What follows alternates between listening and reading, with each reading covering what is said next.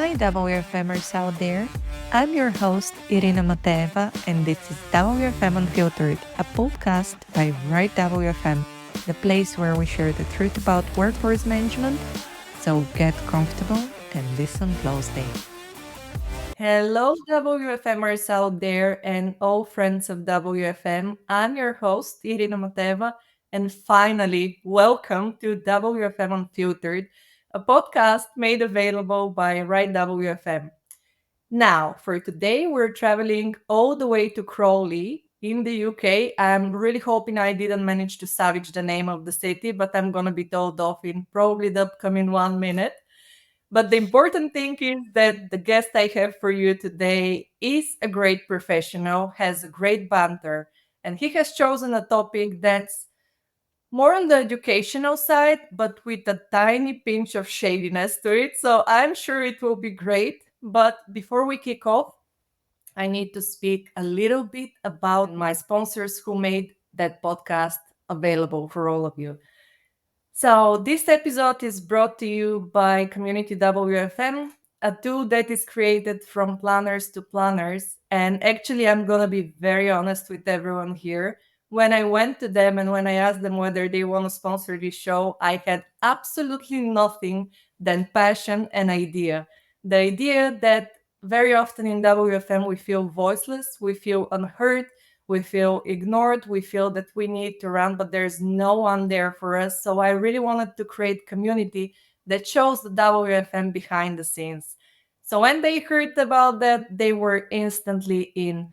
And what I can tell you honestly about them is that they put the same amount of passion in there too, and that really shows. So if you're on the lookout for a WFM solution, I strongly suggest you reach out to them and get in touch, get that demo, get introduced to a partner who would absolutely truly care about your success. And if not, if you don't look for a solution at the moment, please do me a favor and tag them under that episode with a heart emoji, because every person who truly cares about WFM and every vendor who does that need our support back. And with that, on to the show. Hello, Frank. How have you been?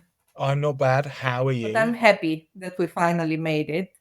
And you have chosen specifically the theme of adherence versus conformance. But Mhm. before we kick off with terminology, why don't you go ahead and share a little bit more about yourself? Okay, well, first off, you called me a professional earlier, and that was very appreciated. I really enjoyed that, Rena. Thank you very much. And Crawley, I you would be you pronounced it perfectly as well, so that was absolutely fine. So I'm not gonna say that. So yeah, I've been in the sort of resource planning sphere or WFM sphere. I know the name kind of changes as we go along since what 2015 or so. When I started as an intraday analyst, which is now called real-time analyst, although I've seen live ops analyst as well now, so that's iterating as well. And I kind of worked my way up through a variety of different fields and a variety of different remote working during COVID and multi-site and everything like that. And I now work as a senior WFM global manager, which is what I'm doing at the moment. And myself personally, I've got two daughters who are the apple of the eye, the most frustrating and the most lovely thing in my life, a beautiful wife. And as you said, I live in Crawley, which today is looking very sunny and lovely. I've got the curtain shut 'cause I don't want to ruin my, my complexion, as it were. But that's me. That's me. What an amazing introduction. Especially, I like the part about the beautiful daughters and the beautiful wife. So, congratulations for this one. I deserve it. And thank you so You deserve it. Absolutely. Okay, so let's get to it. Let's start our rant. So we are going to be talking about terminology, and what I would need from you to first tell me the definition of ghosting. That's when someone, I know exactly where you're going with this, Arena. That's when someone cold emails you out of nowhere and you decide to maybe not notice the email at some point. That's how I define ghosting. Yes, ghosting is when I work for a vendor and Frank works as a customer on the customer side, and I'm trying to do a perfectly good job, and I continue reaching out for support, and I get basically a virtual middle finger and ghosting because I don't hear at all from him. So thank you for that, Frank. Thank you so much. You've been very kind to me. Thank you. Fortunately, I have learned throughout my life that there's other channels that you can stalk people, so email is not the So I don't feel like it was ghosting. I feel like I didn't want to, just sort of, play you along and, string you along and make it seem like, we weren't in the market. I mean, I honestly, I know when you messaged me on LinkedIn about that, I was like, I don't remember receiving these emails. I'm sure you didn't. Yes, absolutely. Sure, yeah, yeah, yeah. Well, yeah, we'll say that. I just never received them. It was your emails that didn't come through. It wasn't me ignoring them. Okay, I might pass on to that feedback that something was definitely wrong with Mm. my email box. But we're finally here because at least LinkedIn works. So that's a success on its own. And now that we have established our first terminology, how about we talk a little bit about the famous adherence? So, what do we mean by that? Adherence, it's just adhering to a schedule, right? A schedule is published, and then whoever has that schedule has to then adhere to that schedule. And the data that comes from that can be then fed back into a loop into WFM planning managers or analysts to see how well people adhere to the schedule. So for me, that is adherence. Yeah, I see where you're going with that. Maybe you're kind of right. However, my Mm. experience shows that adherence to schedules means that we're creating activities throughout the day, which a person needs to follow, right, to secure the best coverage possible for our clients. Mhm. However, the actual goal of adherence is to make sure you tweak it and fake it so you can reach out your bonus at the end of the month. So I really love that concept because throughout my entire career, I have been forced and put in a lot of situations where I had to tweak the adherence every single minute to make sure that the person reaches their bonus, the team lead reaches their bonus because their team is reaching the bonus, so on. So, how about we rant about this one for a second? First off, I'm going to say, just for all the WFM viewers who are listening to this, I'm a huge fan of adherence as a metric to measure. I actually am. Mhm, As long as it's mhm. actually the output hasn't been manipulated so that we are basically faking our data. And that's the one part of adherence that I don't enjoy. When it becomes, I'm going to use the word weaponized. I feel like we used weaponized adherence way too much. So we have Yeah. this situation at times where, as you rightly said yourself there, we are just manipulating it. A team leader, we've all been there. Oh, can you just move this person's lunch by 10 minutes? This person's in a meeting, can we move by 10 minutes? And to weaponize adherence like this is, well, it makes it pointless. It's You may as well go back. An example I always use with this is you may as well go back into the data for your FCR, so your first call rates, and just delete all the ones which don't hit targets. You might as well just do the same thing. That's exactly the same thing for me. It actually is. So adherence, I'm a huge fan of. The way that we have measured it and the way we target adherence is, in my opinion, where the absolute everything falls down when it comes to it.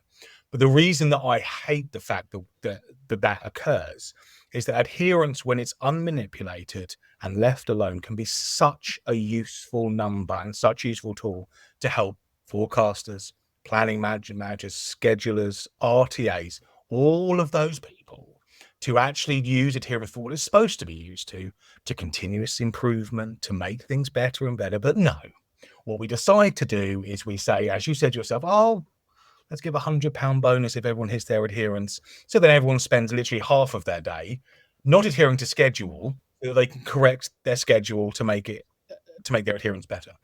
Do you know what? It annoys me. It actually frustrates me.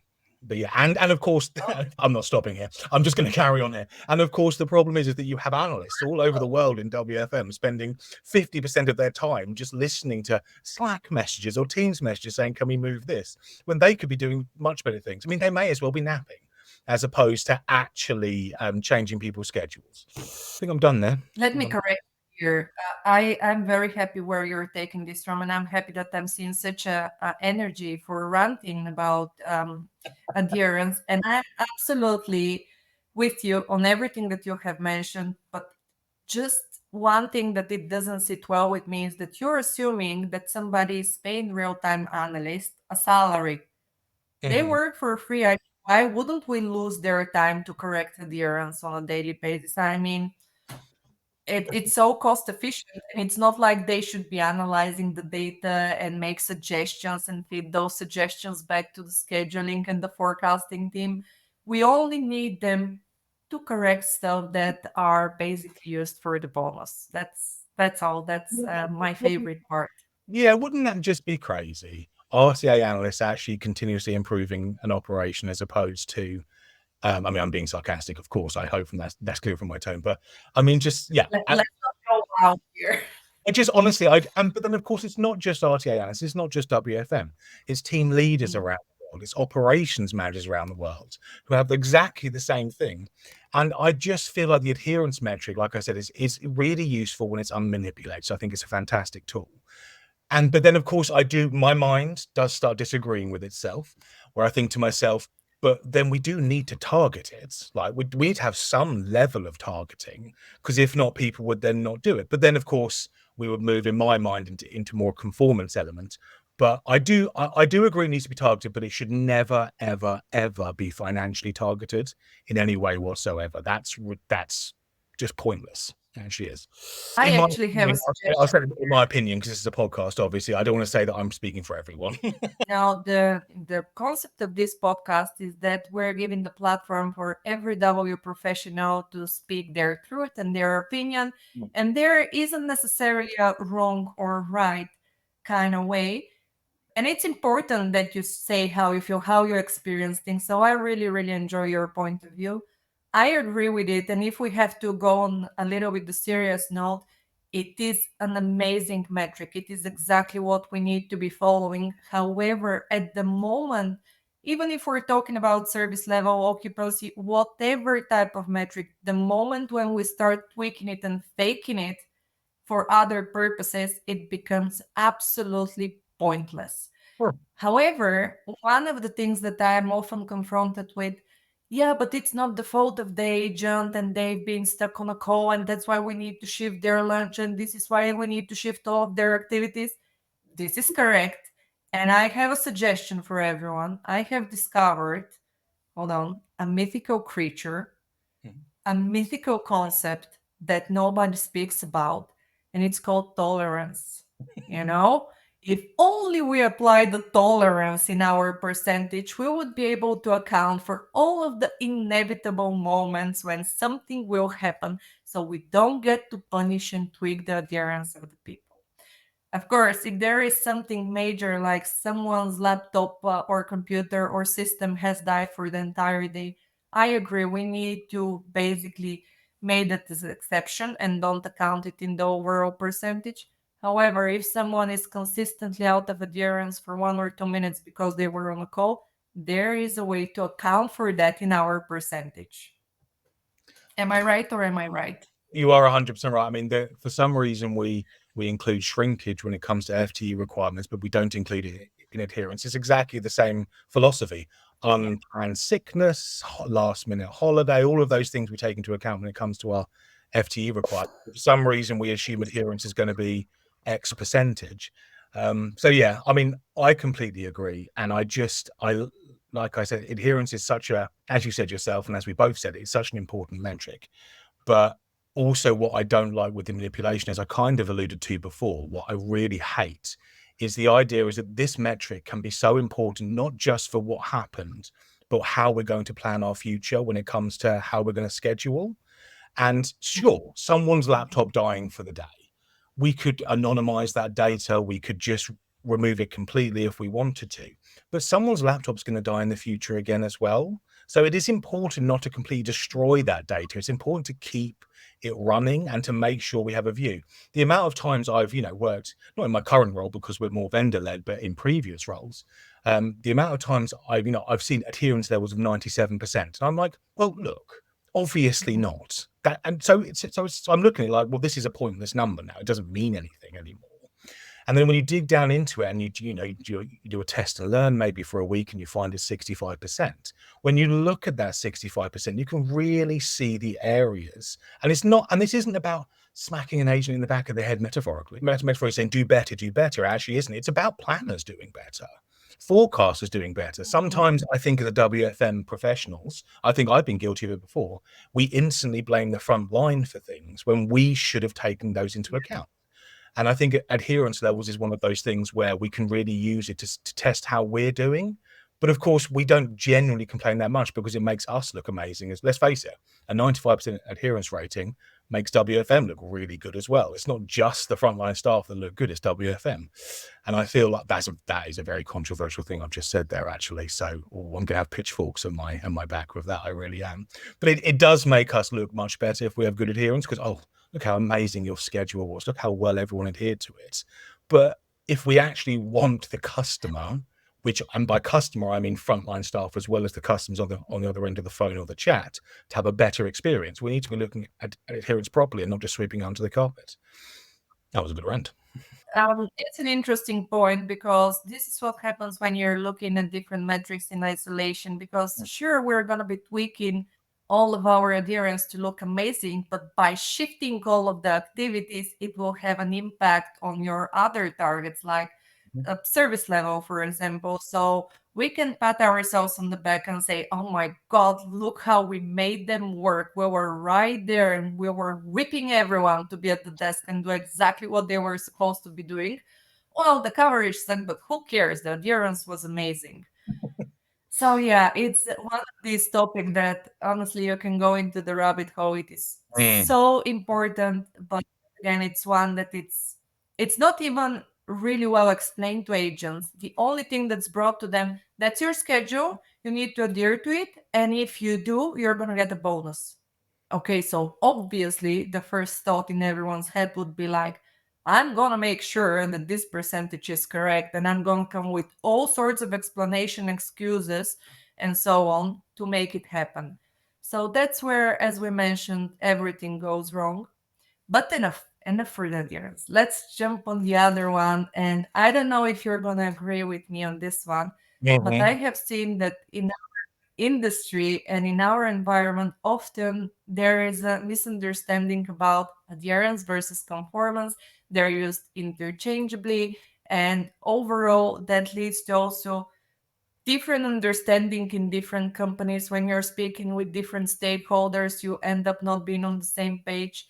So let's set the record straight. We already spoke that adherence to schedule is basically how well you are keeping your activities or adhering to your activities throughout the day. What's conformance? You can put me on the spot there, aren't you? Well, for me, and I fully agree with you that conformance is one of those ones which people outside of the WFM sphere use instead of adherence, and even though they mean adherence. I think it's one of those. Conformance for me is the output from the tasks you were put on your schedule. So sure, you did, you know what I mean? Adherence is I adhered to my schedule. Conformance is more the case of did you actually complete all the tasks that were on your schedule? That's how I see conformance. Okay, and the way that I'm looking at it, for just to put everything in perspective, is say, for example, we're paying you to be working 8 hours this day, right? And throughout these 8 hours, you're starting from 9 to 5:30. You're doing email, then you're doing a break, then you're doing voice, then you're doing what have you until the end of the day. So every deviation from these activities, when you're not doing what you're supposed to be doing, is going to be impacting your adherence. However, if you're late, let's say 30 minutes, but you decide to stay and work 30 minutes in additional, technically you're working the amount of hours that I'm paying you for, but you're not working at the time that I needed you for. So this is where I am seeing more of the difference between adherence and conformance. And I think this is where a lot of operational issues start happening, because especially for the countries where if you come late to work, you're still paid for the time that you're being late, it's obviously incentive for the organization to say, okay, but then you stay 30 minutes later and work your time and we're going to be fine. Well, we're not fine because we needed you in the morning because there was no one else covering that channel. So yeah, technically I'm gonna get the hours, but I'm gonna get them when I don't need you. And that's the whole another issue for an entire different episode. But what do you think about that? Does it make sense? Have you seen it? How do you tackle that? Yeah, no, I think for me, when it comes to the two, I think adherence is for live front. I think conformance should be for non-live frontline staff. I think you can't measure live staff in the way that we're describing. With it, well, I mean, to be fair, actually, you can measure whatever you want with whoever you want. You actually can. It's fine. Conformance is probably, as I mentioned when I was doing my sort of my little explanation of it, my thought process behind it. It is about the output you give on a day, right? That's what conformance for me is. I've, as you said yourself, been paid for 8 hours. I've worked 8 hours. Sure, I was an hour late, but hey, I worked 8 hours. So I think conformance is useful, even for a WFM non frontline RTA role. You could say that resource planning managers could be on a conformance metric because sometimes I start at 7 in the morning, sometimes I start at 9 in the morning, depending if I've got something with the children or I'm on my way up to London or whatever. So you could say that back office staff should be done by conformance, especially if they're home workers and non-office workers. But conformance when it comes to frontline staff, and especially frontline live channels, so chats and calls, etc., you can't use conformance, and you simply can't, because we may as well not have a forecast. Then we may as well be like, well, we need 50 hours on Tuesday. Just do 50 hours whenever you fancy, peeps. Oh, you've done the 50 hours? Great. Of course, everyone did the early, so no one was there on the late. But hey, we all did 50 hours together. That's obviously an extreme example. I'm being somewhat obnoxious when I say that, I know.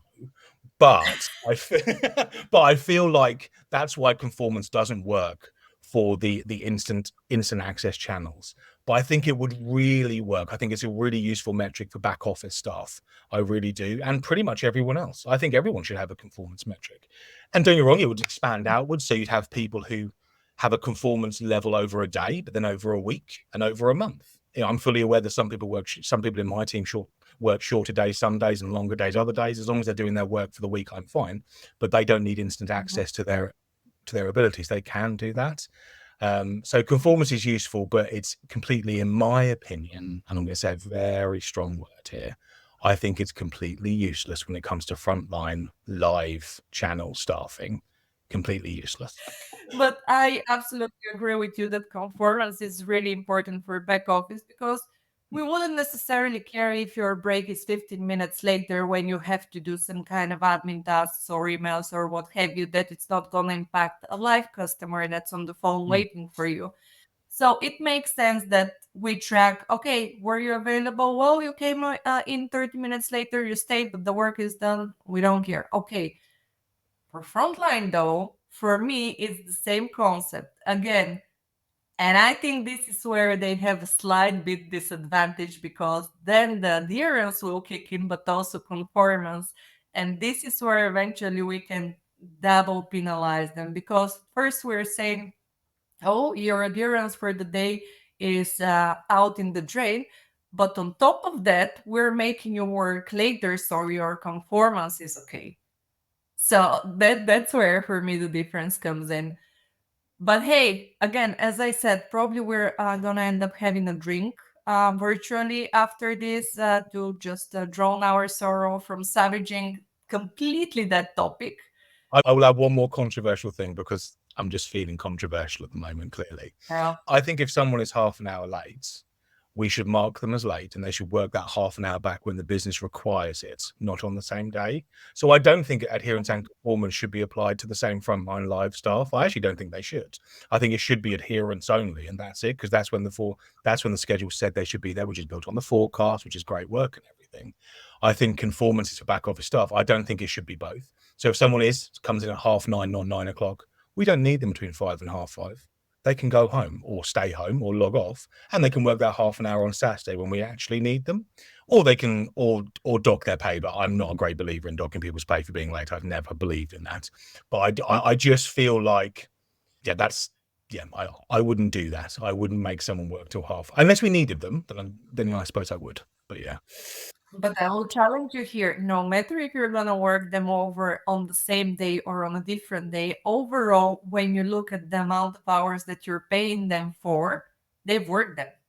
Yeah, and So there you go. why I think Challenge for the day. which is why I think conformance is useless for frontline staff. Exactly why I think that it's useless, because it doesn't mean anything. I see that we're not gonna end up in an agreement on this. We're not going to agree this at all. We're actually not. I think I'm gonna make this topic if you join Team Frank for Conformance Not Applied for Front Staff, vote for Team Frank under the episode.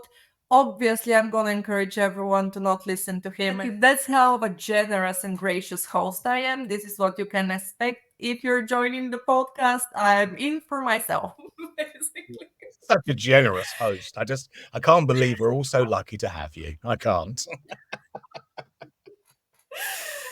But jokes aside, I hope that we were at least a little bit more educational with also examples and with descriptions what adherence and conformance is. Obviously, there is a different approach depending sometimes on the vendor that you're using, depending on your process, depending on whether you're going to be tweaking it to use it for bonuses or tweaking it for any other type of purposes, or if you're going to use one, the other, or a combination of both. It is important. You need to understand the difference of both. And if you have a different opinion, basically shoot Frank. That's what I can say. It's Frank's fault. Metaphorically shoot me. Don't actually do it. Of course, we need him alive. Unless you want to shoot me a message. I mean, that's fine. And pray that he's gonna reply to you because he's not the best in reply. True. I'll ghost you unless you agree. Unless the message starts, Frank, I 100% agree with you. You're ghosted. No, I won't. Anyone, obviously, as you said, I'm more than happy to talk about it with anyone else. I've said something very controversial in a very public forum, so I'm expecting some reaction, hopefully. Yeah, me too. And on that note, before we leave that episode, I need to confess something to you, Frank. You are my first. If that episode doesn't go well, you, mister, are in trouble because it's gonna be entirely your fault. If it doesn't go well, it's because people don't have good taste, clearly, because this has been amazing talking to you about this. It actually has, Likewise. Thank you so much for joining me. I always have such a great time talking to you. And it's very important for me that we can also showcase that it's possible to have a banter in WFM. It's not about only being so serious, talk about the numbers, hide behind the desk, and just be basically boring. We're very colorful people, and I wanted to show someone that can prove that theory. But honestly, it was absolute pleasure talking to you. And please follow Frank. Try sending him a message. He might reply. Most probably no. But that's it. That's it for our very first episode. And if you want to learn more about my sponsors, read in the notes below. And if you want to support the show, please give me a comment, a reaction, subscribe to your favorite podcast platform. And if you want to suggest a guest or be a guest yourself, shoot me a message. Thanks for joining us today. I'm your host, Irina Mateva, founder of Right WFM, where we believe that every business and its people are unique and deserve the right solution to their challenges. If you need support with workforce management, we're just a message away. Get in touch at irina@rightwfm.com or info@rightwfm.com. If you like the content and would like to support the show, please subscribe to WFM Unfiltered on your favorite podcast platform, leave a review, and follow me on LinkedIn. You can also show some love to our great sponsors. For more information about them, check out the episode notes. This is your place for real WFM, so to suggest guests or topics, get in touch at irina@rightwfm.com. See ya!